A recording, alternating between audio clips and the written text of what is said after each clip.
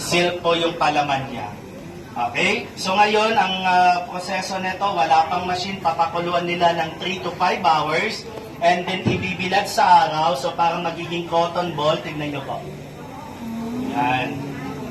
Tapos ilalagay sa cold water po. So yan po siya. Yan. So mag-extract tayo. Bading agkut-kut yata siya.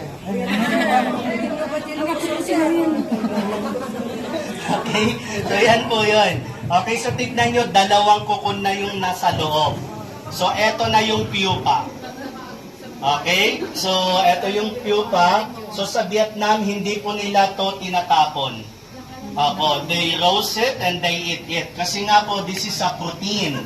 Amino acid, especially collagen. Opo.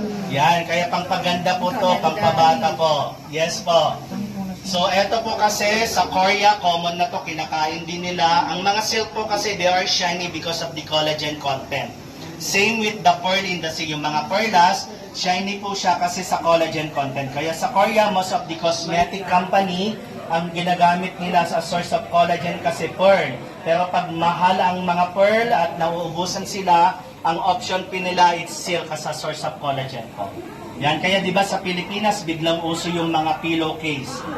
Yes, yung mga punda ng unan na silk. Kasi it's proven na talaga na ang silk maganda sa skin po natin. Hindi siya nagkokos ng any wrinkles po. Okay? So yan po siya. So ngayon, may poke naman siya sa loob. Di ba? May tae sa loob. Yan. Okay? So dito sa Vietnam, ginagawa pong tsaa as a medical purposes po. Pangpasarap ng tulog po. So yan po siya. So nothing to waste, nothing to throw. So yan po siya. So tignan nyo po to. So nababanat po kasi siya. Okay? So nakita nyo po. So kailangan po natin magkolekta ng 10,000 cocoon para makagawa po ng king size na kumot. Okay? So it's a lot of hard work po siya. Yan. So tignan nyo po. Okay? So pwede nyo pong hawakan. Sa Vietnam, meron na pong facial skin mask. Opo. Kasi nga po proven na talaga ang silk maganda sa skin po natin. Yan, opo. So yan po siya. Okay, so ngayon, eto naman po yung map. This is the ancient maritime Silk Road. Naalala po ba natin yung Silk Road po? Okay, so ang silk po kasi na-discovered in China 5,000 years ago accidentally. May empress na nagtsatsaa under the mulberry tree, tapos nalaglag po yung kukun sa tasa niya, so mainit. So nakita niya bumuka yung kukun. Doon niya napansin yung fiber pwede parang gawing sinulit at gawing damit. Ang first overseas stop ng silk is in Vietnam. Kukun po na nagagawa po nila. Ito na po siya. Kikita niyo po. Yan po, itong mga to. Pwede niyo pong hawakan, sir. Ito na po yung kukun po.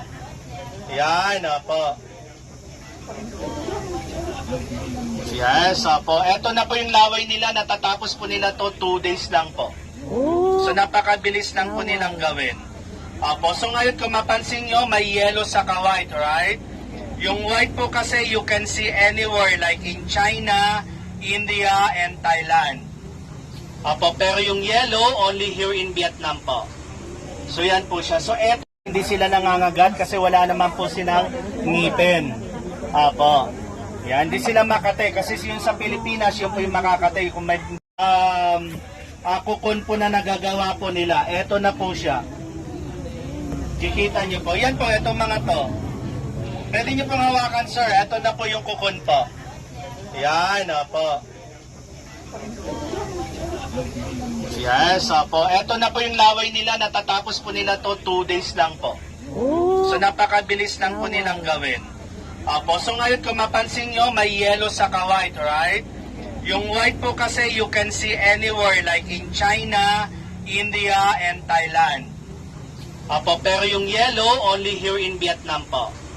So yan po siya. So eto